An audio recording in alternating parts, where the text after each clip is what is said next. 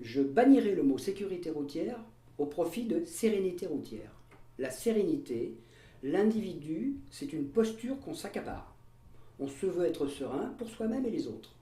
Donc on a une volonté de mieux vivre ensemble.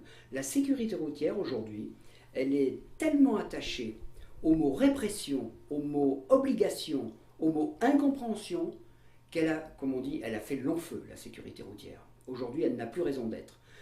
Je balayerai déjà la DSCR, la délégation interministérielle à la sécurité routière, et j'instaurerai un système dédié à la mobilité, que je pourrais appeler à la limite agence à la mobilité, qui intégrerait tous les acteurs nous donnant des outils, des moyens et des systèmes de mobilité, y compris bien entendu l'automobile.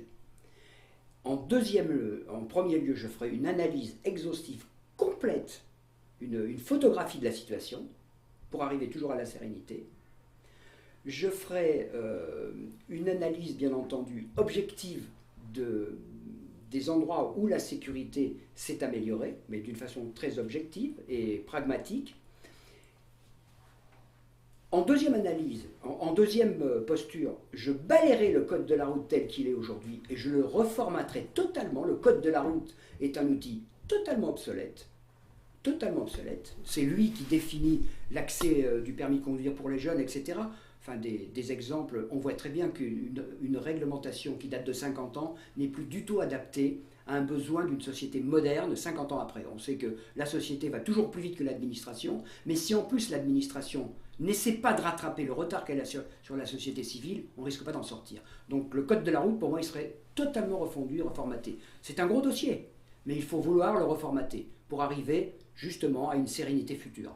Pareil, le permis à points, je balaye tout ça, parce qu'en tant que tel, ce n'est pas le permis à points qui est un problème. Les points retirés, c'est la conséquence d'un système qui n'est pas compris. Donc la réglementation serait faite en même temps que la réforme du permis de conduire, donc il y aurait une réglementation très simple à comprendre, avec des limitations de vitesse, une signalétique qui ait du sens, que tout le monde comprend, et une police de la route à qui je donnerai une exigence forcenée du respect de ces règles. Comme en Allemagne, vous savez, j'invente rien moi. Je vais voir au Japon, en Allemagne, et je vois ce qui marche. Vous savez, les règles sont très simples à comprendre, et il y a une exigence de respect qui est beaucoup plus importante qu'en France. Mais on a balayé cette espèce de posture politique qui tente à dire que c'est la vitesse le problème de tous les accidents de la route, ce qui est loin d'être la vérité.